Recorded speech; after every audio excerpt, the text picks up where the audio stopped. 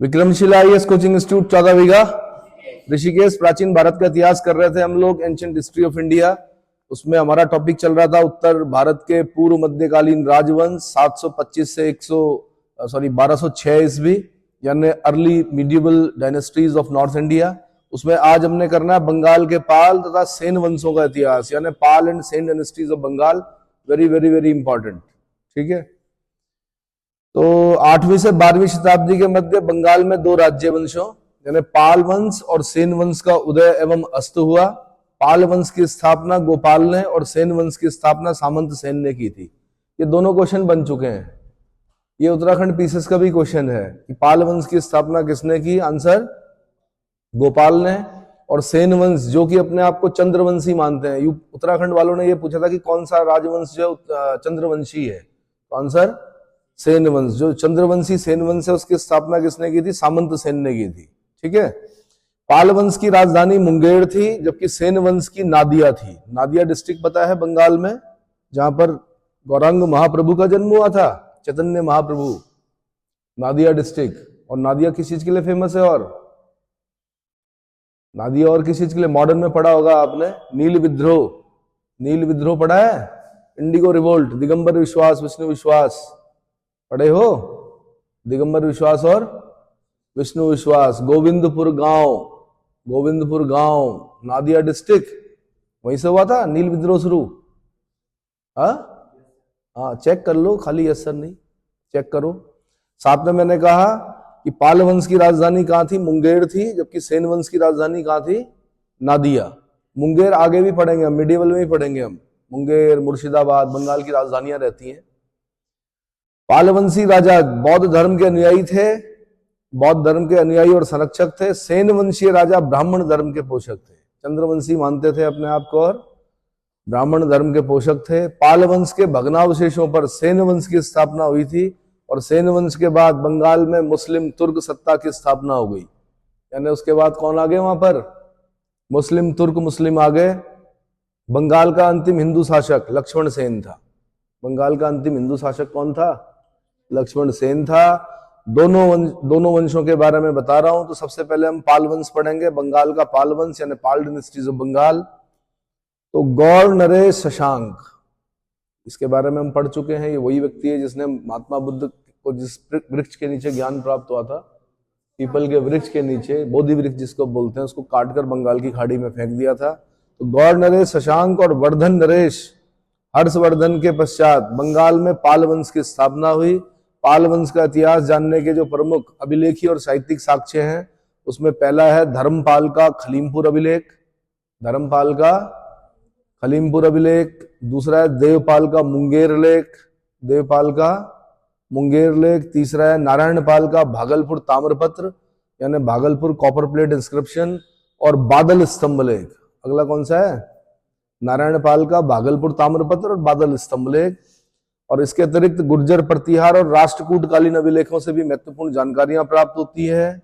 साहित्यिक स्रोतों में अगर हम बात करें तो संध्याकर नंदी की रामचरित, बौद्ध ग्रंथ आर्य मंजूश्री मूलकल्प, लामा तारानाथ का विवरण और जिमुत वाहन की दाय भाग। साहित्यिक स्रोतों में 4 चीजें पढ़नी है आपने। कौन कौन सी, संध्याकर नंदी ने किताब लिखी है रामचरित, ठीक है, तो संध्याकर नंदी का रामचरित, और जो बौद्ध ग्रंथ है आर्य मंजूश्री मूलकल्प, एक है लामा तारानाथ का विवरण, और अगला है जिमुतवान की दाय भाग। मैंने आपको शुरू में ही बताया था कि मनुस्मृति, विज्ञानेश्वर की मिताक्षरा और जिमुतवान की दाय भाग, ये 3 किताबें जरूर याद करनी है आपने, यहां से क्वेश्चन बनता है, ठीक है।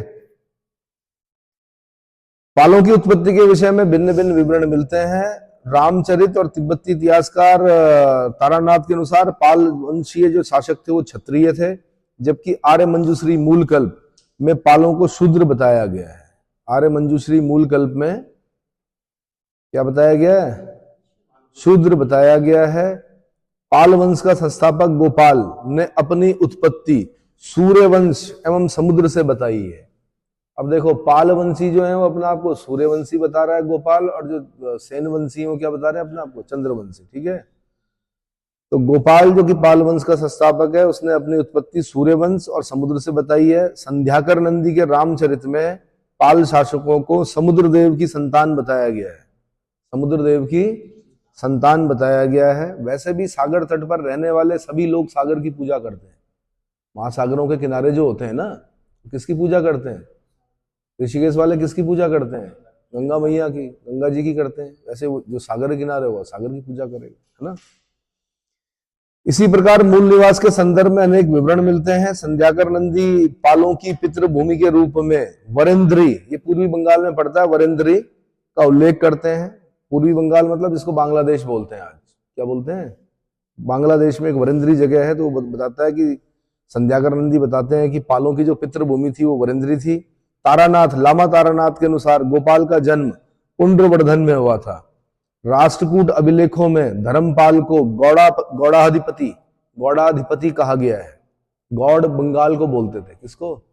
गौड़ाधिपति, यानी गौड़ यानी बंगाल का अधिपति, यानी गौड़ का अधिपति। वेनसांग, जिसने लगभग 638 ईस्वी में बंगाल की यात्रा की थी, उसका कहना है कि उस समय बंगाल में 4 स्वतंत्र राज्य थे। एक था पुंड्रवर्धन, एक था कर्ण सुवर्ण, एक था समतट और एक था ताम्रलिप्ति।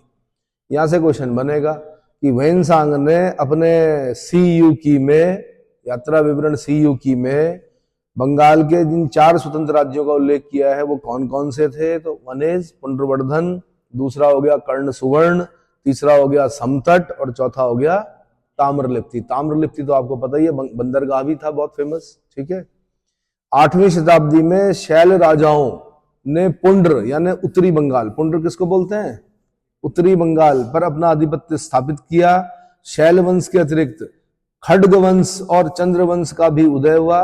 बंगाल पर कन्नौज के राजा यशोवर्मन, कश्मीर के शासक ललितादित्य मुक्तापीड़ और कामरूप के राजा श्रीहर्ष का भी आक्रमण हुआ।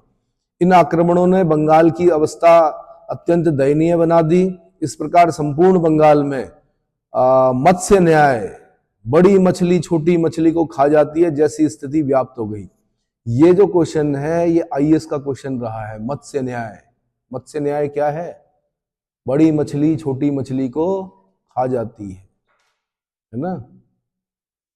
ठीक है जी, तो मत्स्य न्याय ये आईएएस का क्वेश्चन है, इसको ध्यान रखिएगा। अगला, धर्मपाल के खलीमपुर लेख के अनुसार इस मत्स्य न्याय से छुटकारा पाने के लिए सामान्य जनता ने गोपाल नामक सेनापति को राजा बनाया। अब ये ध्यान रखना, उत्तराखंड में भी ये क्वेश्चन बना हुआ है कि जनता द्वारा चुना गया कौन? आंसर गोपाल। किसके द्वारा? आगे चलकर सल्तनत काल में हम कुतुब किसके बारे में? इल्तुतमिश के बारे में भी पढ़ेंगे। वो भी जनता के द्वारा चुना गया। चुना गया मतलब बुलाया गया उसको। किसको? भाई कुतुबुद्दीन ऐबक था, मिडिएवल में क्या पढ़ते हैं? कुतुबुद्दीन ऐबक था। कुतुबुद्दीन ऐबक के बाद कौन बना? आराम शाह बना। कौन बना? अब वो बिल्कुल बेवकूफ था जिसे बोलते हैं। तो फिर जनता ने बुलाया बदायूं के सूबेदार को। बदायूं का सूबेदार कौन था? इल्तुतमिश। उसको बुलाया कि आप राजा बनो, तब इल्तुतमिश राजा बना। तो जहां जहां पर जनता क्या करेगी? बुलाएगी कि आप राजा बनो, तो समझ लीजिए वो इंपॉर्टेंट हो जाता है। तो यहां पर मत्स्य न्याय, क्या मत्स्य न्याय से छुटकारा पाने के लिए धर्मपाल के खलीमपुर अभिलेख में लिखा हुआ है। धर्मपाल के खलीमपुर अभिलेख में लिखा है कि मत्स्य न्याय से छुटकारा पाने के लिए सामान्य जनता ने गोपाल नामक सेनापति को राजा बनाया। इस मत्स्य न्याय का उल्लेख लामा तारानाथ ने भी किया है। गोपाल ने बंगाल में शांति व्यवस्था स्थापित की और पाल वंश की स्थापना की। पाल वंश की स्थापना की। पाल वंश के जो प्रमुख शासक हैं और उनकी उपलब्धियां उनको शॉर्ट में बता रहा हूं। सबसे पहले गोपाल, 750 से 770 ईस्वी तक। कब तक?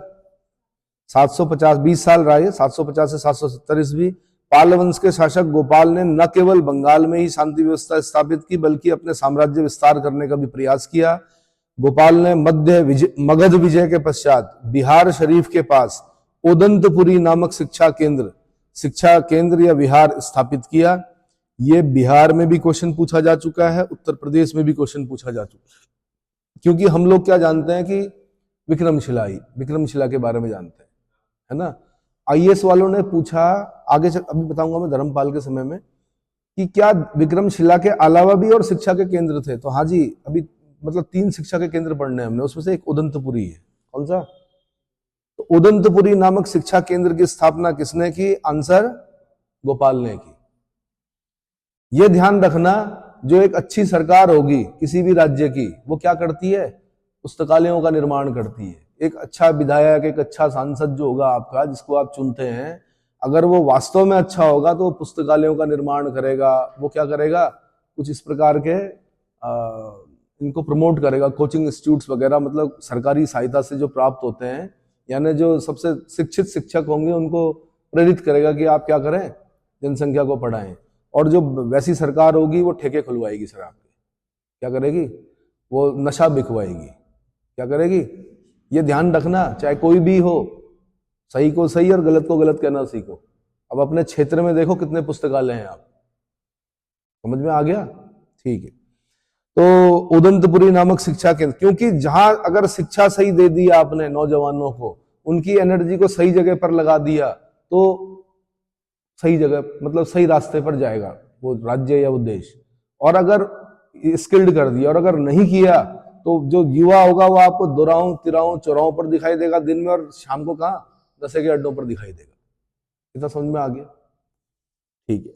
तो उदंतपुरी नामक शिक्षा केंद्र की स्थापना किसने की है, बिहार की स्थापना किसने की, गोपाल ने की। उसने नालंदा में भी एक विहार बनवाया था, क्या, नालंदा में भी एक विहार बनवाया था। उसके बाद आते धर्मपाल। धर्मपाल 770 से लेके 810 ईस्वी, 770 से 810 ईस्वी। देखो, कन्यादान, गौदान, ये नाम सुने, कुछ दान सुने आपने, कन्यादान सबसे बड़ा दान, गौदान ये भी बहुत अच्छा दान माना जाता, गाय दान कर दी।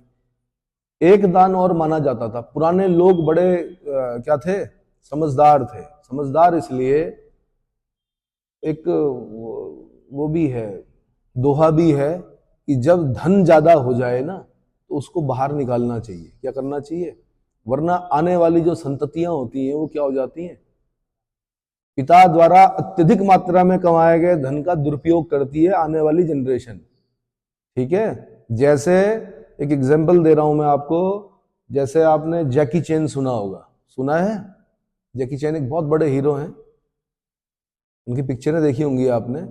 इतनी संपत्ति कमाई उन्होंने, लेकिन जब उन्होंने देखा कि बेटा गलत राह पे जा रहा है, उन्होंने अपनी सारी संपत्ति दान कर दी। क्या कर दी, उन्होंने कहा अगर जैकी चैन का बेटा होगा तो जैकी चैन सड़कों से उठाए, गलियों से उठाए, तब जैकी चैन बना है। अगर जैकी चैन का बेटा होगा, अपने आप क्या करेगा, संघर्ष करेगा। तो पुराने लोग क्या करते थे, जब ज्यादा धन होता था उनके पास, तो वो भूमि दान देते थे, किसको, विद्यालयों को। ऋषिकेश में देखे होंगे आपने, जितने भी विद्यालय अधिकतर वहां भूमि दान के माध्यम से बने हुए हैं। पता है, आजकल तो लोग क्या कर रहे हैं, स्कूलों की जमीनों को भी कब्जा रहे हैं, स्कूलों की जमीनों को भी क्या कर रहे हैं, कब्जा रहे हैं। लेकिन पुराने जमाने में जब कोई बड़े लोग, मतलब धनाढ्य लोग होते थे, वो क्या करते थे, भूमि दान करते थे। समझ में आ गया, चलो। धर्मपाल भाई 770 से लेके 810 ईस्वी। तो जब आप भी बहुत अच्छा कमा लोगे, तो ये ध्यान रखना, जीवन में एक स्कूल जरूर खुलवाना, भूमि दान कर देना, बाकी जो योग्य व्यक्ति होगा वो स्कूल खोलेगा। और स्कूल खुलेगा तो वहां से लोग क्या होंगे, शिक्षित। और स्कूल ऐसी जगह पे मत खोलना कि राजधानी में खोल रहे हो।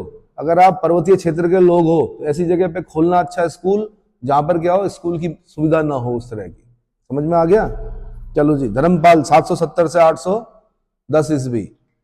धर्मपाल जो था वो पाल वंश का शक्तिशाली शासक था। इसके समय में कन्नौज पर स्वामित्व के लिए त्रिदलीय संघर्ष आरंभ हुआ। इसके लिए कन्नौज पर स्वामित्व के लिए त्रिदलीय संघर्ष, ट्रिपटाइट स्ट्रगल आरंभ हुआ। इसके प्रमुख प्रतिद्वंदी जो था गुर्जर प्रतिहार और राष्ट्रकूट थे। गुर्जर प्रतिहार और राष्ट्रकूट। गुर्जर प्रतिहार शासक वत्सराज ने कन्नौज पर अधिकार कर लिया और आगे बढ़कर धर्मपाल को भी पराजित किया। राष्ट्रकूट शासक ध्रुव प्रथम ने भी उत्तर भारत पर आक्रमण करके वत्सराज के साथ साथ धर्मपाल को पराजित किया, परंतु ध्रुव के दक्षिण वापस लौट जाने के पश्चात धर्मपाल ने कन्नौज पर अधिकार कर लिया और वहां इंदिरा युद्ध को हटाकर चक्रा युद्ध को अपनी ओर से शासक नियुक्त किया। ये ट्रिपटाइट स्ट्रगल में पढ़ा चुका हूं, उसमें आप ढंग से बता चुका हूं पूरा। तो एक बार फिर ध्यान दीजिए कि इसने इंदिरा युद्ध को हटाकर चक्रा युद्ध को क्या कर दिया, शासक नियुक्त किया वहां पर। बड़ा हौच पौच इतिहास है ट्रिपटाइट स्ट्रगल का, ठीक है। खलीमपुर लेख के अनुसार धर्मपाल ने कन्नौज में एक दरबार का आयोजन किया, जिसमें भोज, मत्स्य, मद्र, कुरु, यदु, यवन, अवंती, गांधार, कीर इनके शासकों ने भाग लिया। इनका भाग लेना इस बात को इंगित करता है कि अब वह वस्तुतः समस्त उत्तरी भारत का स्वामी यानी उत्तरापथ स्वामी बन चुका था। 11वीं शताब्दी का एक गुजराती कवि है सोडल। कौन है? वेरी वेरी इंपॉर्टेंट आईएएस का क्वेश्चन है। गुजराती कवि सोडल, उसने अपनी कृति उदय सुंदरी कथा, उदय सुंदरी कथा, ये क्वेश्चन आईएएस में पूछा गया कि उदय सुंदरी कथा का लेखक कौन था? आंसर गुजराती कवि सोडल। उदय सुंदरी कथा में धर्मपाल को उत्तरापथ स्वामी की उपाधि से विभूषित किया है। किस उपाधि से?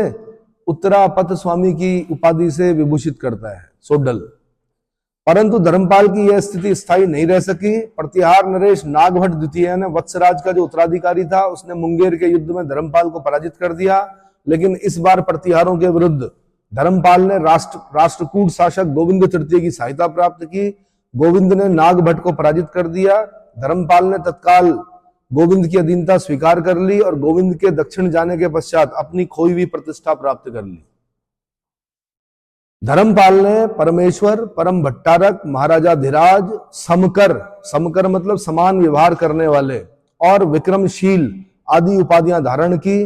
बौद्धानुयायी होने के कारण उसने परम सौगात की उपाधि भी धारण की। ये उत्तराखंड पीसीएस का क्वेश्चन है। परम सौगात किसकी उपाधि थी? आंसर महाराजा धर्मपाल की थी। ठीक है, ये ध्यान रखना, हमेशा बड़े वृक्ष के नीचे रहना चाहिए कि उसकी शरण में जाना चाहिए। किसकी? बड़े वृक्ष की। अगर उसके पत्ते झड़ भी गए तो वृक्ष गिरेगा नहीं। कमजोर वृक्ष की छाया में रहने से क्या हो सकता है? कभी भी क्या हो सकता है? आपके ऊपर गिर सकता है। ये पुराने जो कवि थे, दोहे जो बताते हैं, हिंदी साहित्य में पढ़ते हैं हम लोग, ये है ना। तो हमेशा क्या करना? बड़े वृक्ष की छत्र छाया में रहना चाहिए। छोटे वृक्ष की छत्र छाया में क्या होगा? कभी भी आपके ऊपर ही गिर सकता है। इतना समझ में आ गया? चलो, तो बौद्धानुयायी था, इसलिए महाराजा धर्मपाल ने परम सौगात की उपाधि धारण की, विक्रमशील की उपाधि धारण की। इतना समझ में आ गया? परमेश्वर की उपाधि धारण की, परम भट्टारक, महाराजा धीराज और समकर, समकर मतलब समान व्यवहार करने वाला। धर्मपाल ने विक्रमशिला विश्वविद्यालय की स्थापना की। विक्रमशिला विश्वविद्यालय आईएएस का क्वेश्चन बना। उसने कहा कहां पर है? तो पहली बार में तो पूछा उसने कहां पर है, तो भागलपुर डिस्ट्रिक्ट बिहार में है। कहां पर है? क्योंकि बिहार भी बंगाल में ही आता था उस जमाने में। भागलपुर डिस्ट्रिक्ट बिहार में है। दूसरी बार पूछा उसने कहां पर है, तो भागलपुर नहीं दिया उसने, अंत्यचक दिया ऑप्शन में। क्या दिया? तो पर्टिकुलर जगह का नाम है अंत्यचक, भागलपुर डिस्ट्रिक्ट बिहार में। दूसरा उसने सोमपुरी महाविहार की स्थापना की। अब ध्यान रखना, उदंतपुरी ये गोपाल के समय में, उदंतपुरी किसके समय में? गोपाल के समय में।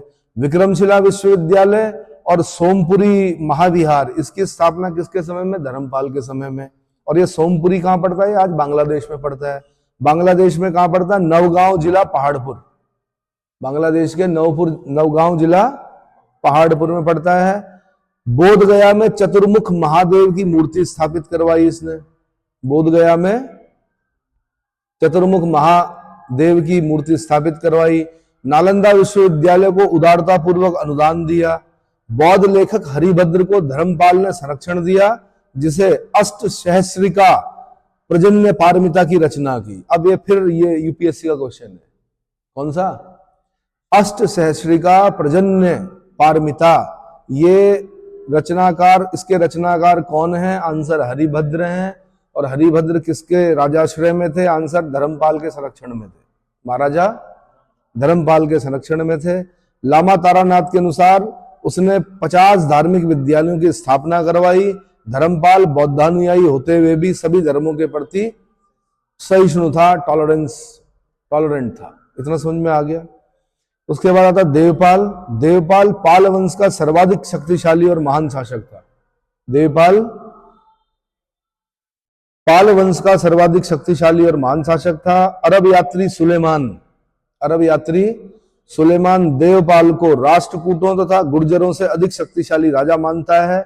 सुलेमान पाल राज्य को रोहमा और धर्मा कहता है। क्या लिखता है सुलेमान? ये यूपी वालों ने पूछा कि पाल राज्य को क्या कहता है अरब यात्री सुलेमान? आंसर रोहमा कहता है। क्या कहता है? रोहमा या धर्मा। धर्मपाल का संक्षिप्त रूप है धर्मा। मुंगेर लेख के अनुसार उसने विंध्याचल तथा कंबोज तक सैन्य अभियान किया। देवपाल के समय प्रतिहार वंश में रामभद्र जैसे निर्बल शासक था तथा राष्ट्रकूट साम्राज्य में भी निरंतर विद्रोह हो रहे थे। ऐसे में देवपाल को अपना साम्राज्य विस्तृत और सुदृढ़ करने का अवसर प्राप्त हुआ। नारायण पाल के बादल लेख में उल्लिखित है कि देवपाल ने नर्मदा रेवा के पिता विंध्याचल और गौरी के पिता हिमाचल। नर्मदा के पिता कौन है?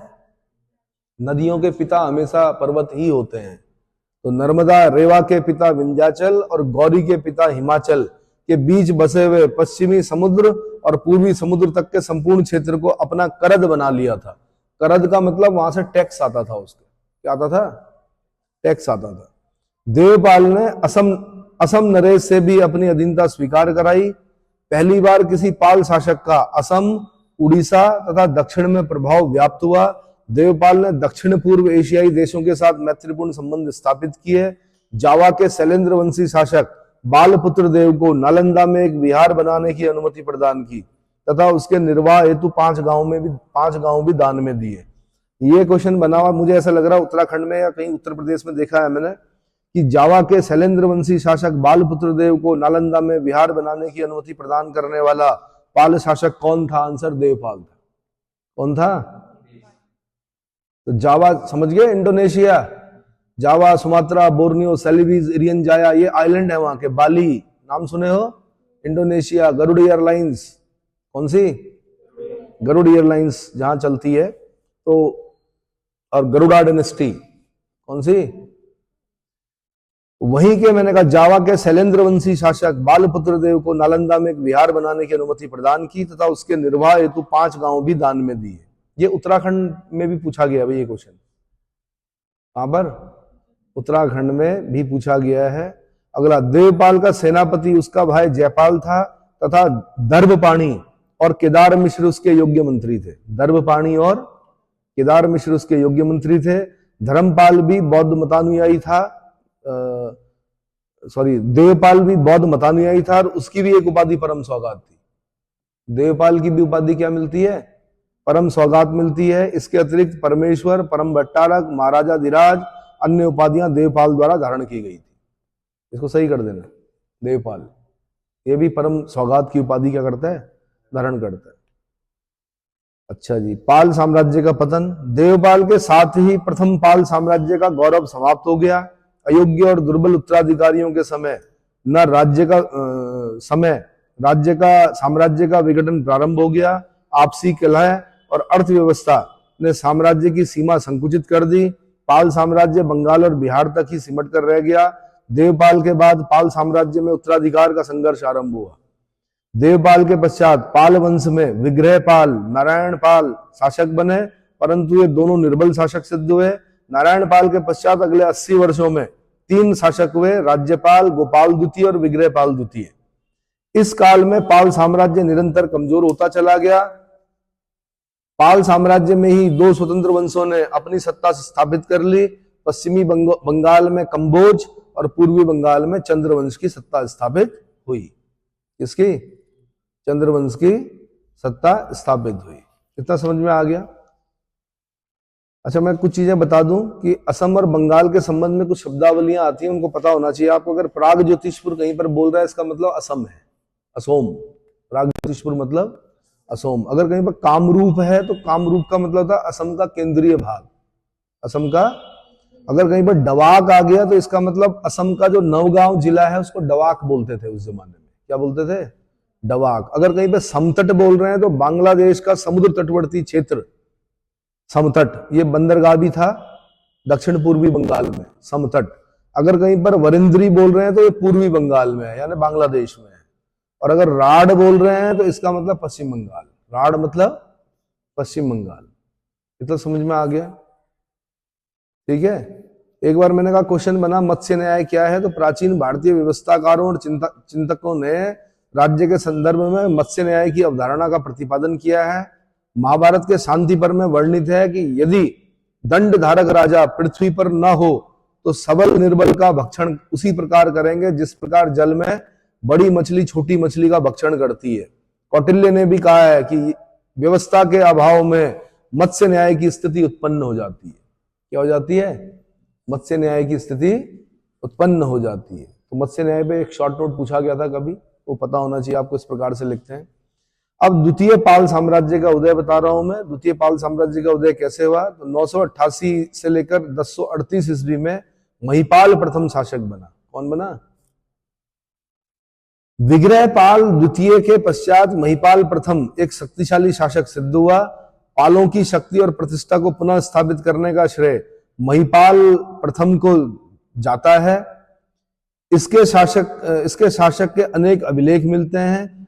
इसके शासन के अनेक अभिलेख मिलते हैं जिनसे ज्ञात होता है कि अनवरत युद्धों द्वारा उसने समतट यानी दक्षिण पूर्वी बंगाल, वरेंद्री यानी पूर्वी बंगाल, राढ़ यानी पश्चिमी बंगाल, दक्षिणी बिहार तथा तिरहुत मतलब तीर भुक्ति प्रदेश पर अपना अधिकार स्थापित कर लिया।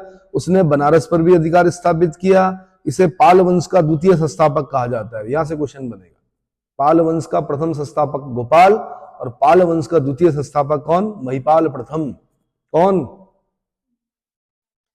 तो पाल वंश का द्वितीय संस्थापक कहा जाता है महिपाल प्रथम को।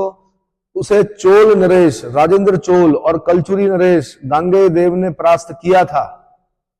किसने? परंतु उनके जाने के बाद महिपाल ने अपनी स्थिति सुदृढ़ कर ली। ऐसा नहीं कि मतलब शक्तिशाली था तो पराजित नहीं हुआ, पराजित हुआ, क्योंकि चोल तो बहुत ही शक्तिशाली थे। चोल नरेश, राजेंद्र।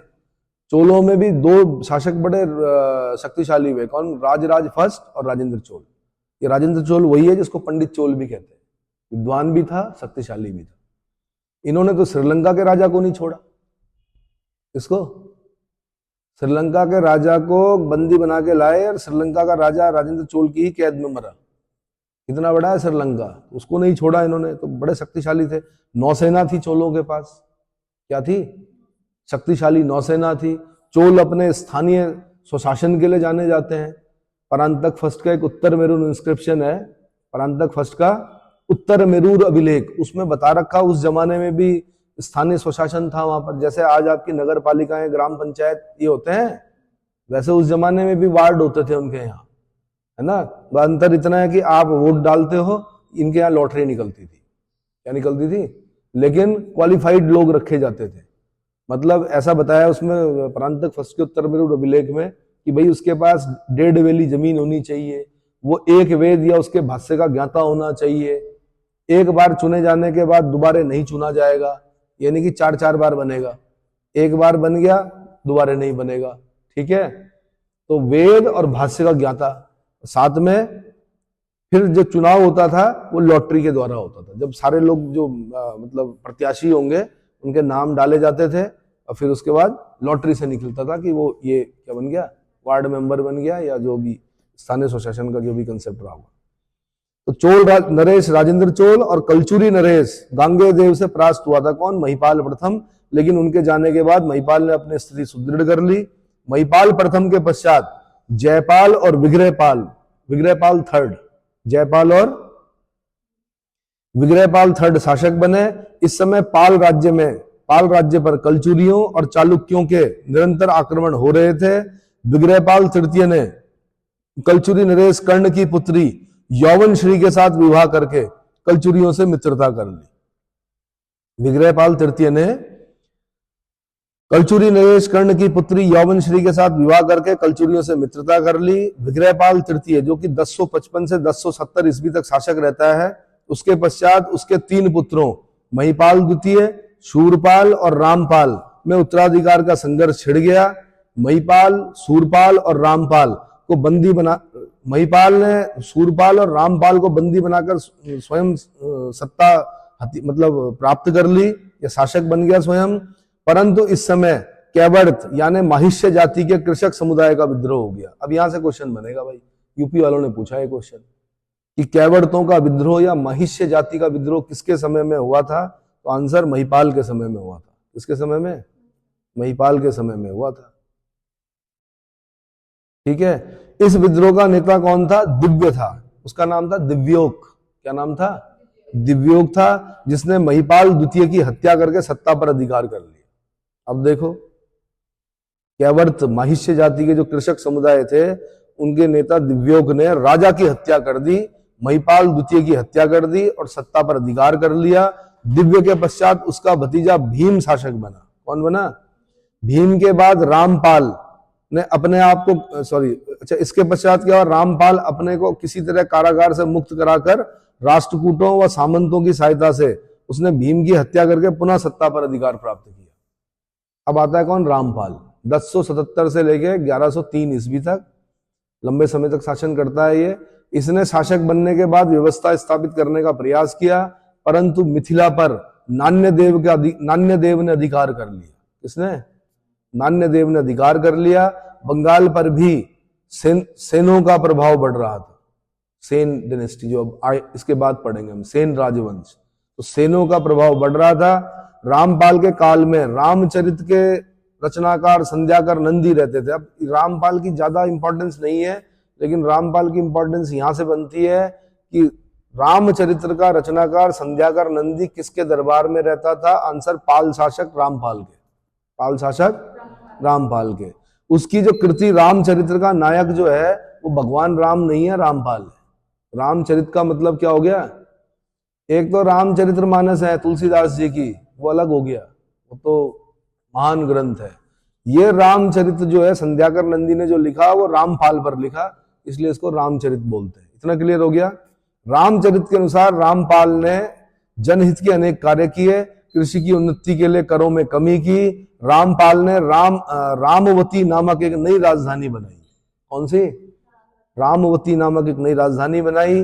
रामपाल अपने मित्र मथन देव की मृत्यु से दुखी होकर मुंगेर के पास गंगा में प्रणांत कर लिया। दोस्ती हो तो ऐसी हो। इसका एक दोस्त मर गया था, मथन देव। कौन?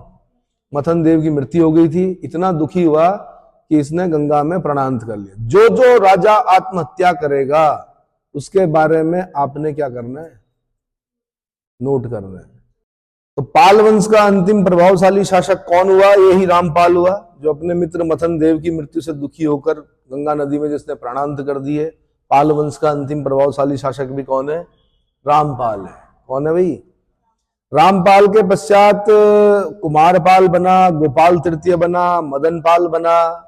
मदनपाल के समय पालों की शक्ति और बिखर गई। बंगाल पर सेनों का, मगध पर गहड़ वालों का दबाव बढ़ने लगा। सेनों ने मदनपाल को बंगाल छोड़ने के लिए बाध्य किया। इस प्रकार बंगाल के पाल वंश का अंतिम शासक जो था वो कौन था? मदनपाल था। तदंतर पालों का सिर्फ मगध पर ही अधिकार रह गया और कालांतर में गोविंदपाल को गहड़ वालों ने मगध से भी पदच्युत कर दिया। इस प्रकार पाल वंश की समाप्ति हो गई और गोविंदपाल 1160 पाल वंश का अंतिम शासक था। तो पाल वंश का अंतिम शासक कौन था? आंसर, गोविंदपाल। लेकिन मैंने कहा पाल क्यों इंपॉर्टेंट होते हैं? शिक्षा और कला के विकास के लिए जाने जाते हैं। इसके लिए मैंने इसीलिए बोला कि अच्छे नेता वही हैं जो शिक्षा पर ध्यान दें। इस पर तो पाल वंश के अधीन जो शिक्षा और कला का विकास हुआ उसके बारे में बता रहा हूं। समस्त पाल वंशीय शासक बौद्ध धर्मावलंबी थे। 8वीं से 9वीं शताब्दी के मध्य इस वंश के शासकों ने बौद्ध धर्म और दर्शन, न्याय, दर्शन मतलब फिलॉसफी, न्याय, व्याकरण आदि के अध्ययन के लिए अनेक विहारों, मठों और विश्वविद्यालयों की स्थापना की। किसकी? विहारों, मठों और विश्वविद्यालयों की स्थापना की। सबसे पहले जो प्रथम पाल शासक यानी गोपाल, उसने उदंतपुरी यानी उदनापुर भी बोलते हैं उसको, क्या बोलते हैं? उदंतपुरी, बिहार राज्य में पड़ता है ये भी। उदंतपुरी में एक बौद्ध शिक्षा केंद्र स्थापित किया या बौद्ध शिक्षा विहार स्थापित किया। धर्मपाल ने बिहार राज्य के भागलपुर में अंत्यचक में विक्रमशिला विश्वविद्यालय की स्थापना की। धर्मपाल ने ही वर्तमान बांग्लादेश के नौगांव जिले में पहाड़पुर के पास सोमपुरी महाविहार की स्थापना की। मैंने कहा ये उत्तराखंड पीसीएस में पूछा जा चुके हैं क्वेश्चन। कौन कौन से?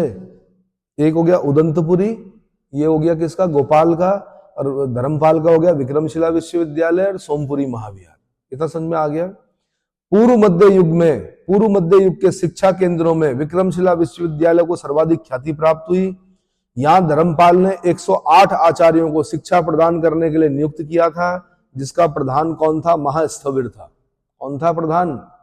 108 प्राचार्य थे यहाँ पर। उनका प्रधान भी कौन था? महास्थविर था। यहाँ के अनेकानेक विद्वानों ने विभिन्न ग्रंथों की रचना की, जिनका बौद्ध साहित्य और इतिहास बहुत प्रसिद्ध है। रक्षित, हाँ विक्रमशिला, रक्षित, विमोचन, ज्ञानपद, बुद्ध, जितारी, रत्नाकर शांति, ज्ञान श्री मित्र, रत्नवज, वागीश्वर, कीर्ति, नरोप, प्रज्ञा कर्मति, दीपकर और अभय शंकर, ये इनके नाम बड़े उल्लेखनीय विद्वान लोग हैं ये, ठीक है।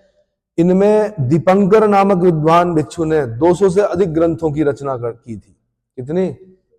200 से अधिक ग्रंथों की रचना की थी, और वह बौद्ध धर्म के प्रचार प्रसार तिब्बत भी गया था। अब ये ध्यान रखना थोड़ा सा, तिब्बत में बौद्ध धर्म के प्रचार के लिए पाल शासकों के समय में कौन सा विद्वान वहां गया? आंसर दीपंकर गया। कौन गया? दीपंकर। इस विश्वविद्यालय का संचालन 6 द्वार पंडितों की समिति द्वारा होता था। तबकाते नासिरी, मिनहाजुस सिराज की तबकाते नासिरी के अनुसार 1203 में बख्तियारुद्दीन खिलजी ने इस विश्वविद्यालय को जलाकर नष्ट कर दिया। क्या कर दिया? ये वही बख्तियार खिलजी है, मोहम्मद गौरी का जनरल, जिसको बंगाल भेजा गया था, जिसने नालंदा विश्वविद्यालय को भी आग लगा दी। 9 साल 11 महीने, कुछ 9 साल तक जला था नालंदा। इतना साहित्य था नालंदा के अंदर, ऐसा बताया जाता है, ठीक है। ऐसे ही विक्रमशिला विश्वविद्यालय को भी क्या आग लगा दी, मतलब जलता रहा, मतलब धुआं आता रहा। इतना पुस्तकें थी किसके अंदर? नालंदा के अंदर। अब उसको फिर दोबारा क्या कर रहे हैं? कोशिश कर रहे हैं बनाने की, मतलब, है ना। पर अब मैं वो जज्बाए मासूम कहां से लाऊं? अब वो बात थोड़े आएगी जो उस समय रही होगी। इतने हजारों विद्वानों ने जो लिखा होगा वो थोड़े चीज आएगी। चलो, पाल कला को मगध वंश शैली की संज्ञा भी प्रदान की जाती है। मगध वंश शैली, पाल कला, पालों के समय में जो कला है, आर्ट है, उसको मगध वंश शैली की संज्ञा प्रदान की जाती है। इसके प्रवर्तन का श्रेय धीमान और विपत्त पाल को दिया जाता है। किसको? धीमान और विपत्त पाल को दिया जाता है। इस काल की कला के प्रमुख केंद्रों में नालंदा, बोधगया, राजगृह, कुर्कीहार प्रमुख हैं। पाल कांस्य कला का प्रमुख केंद्र कुर्कीहार था।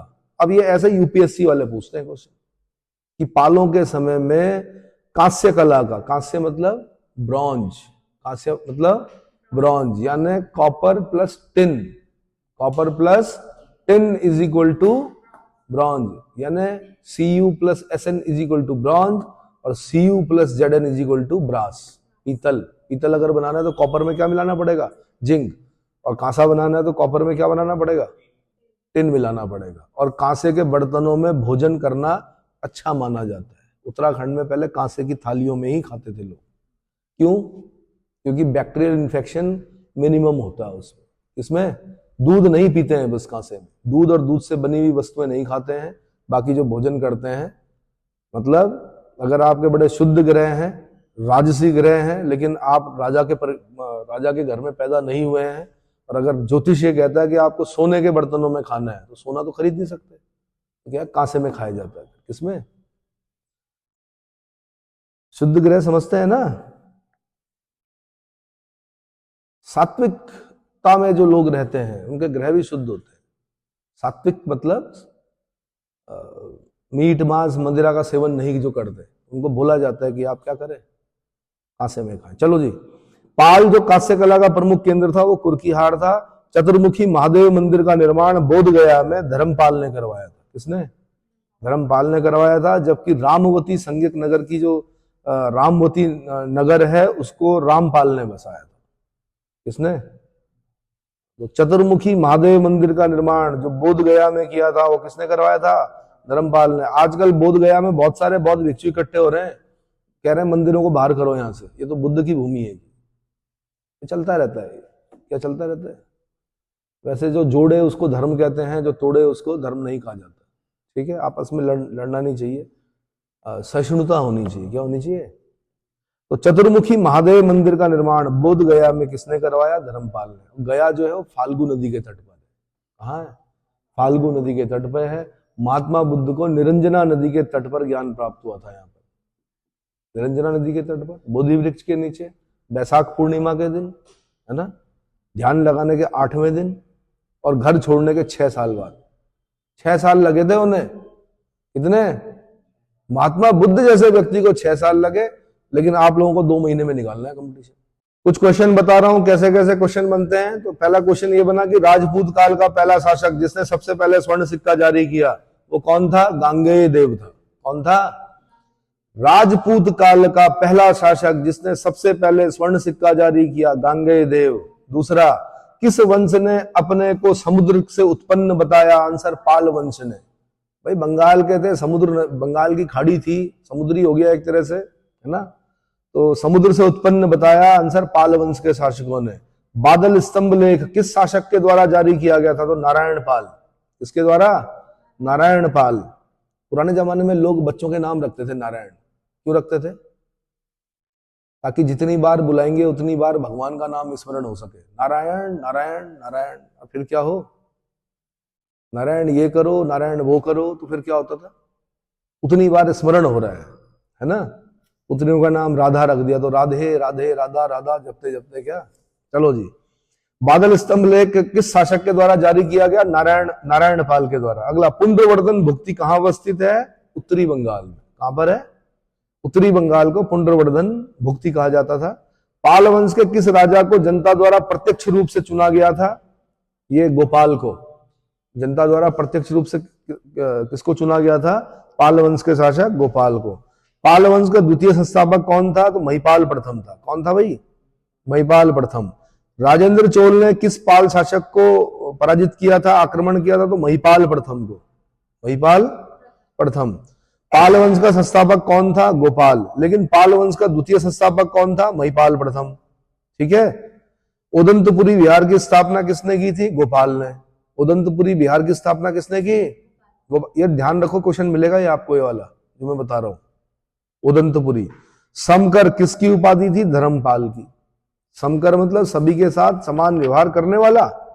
समान व्यवहार करने वाला समकर किसकी उपाधि थी? आंसर, धर्मपाल।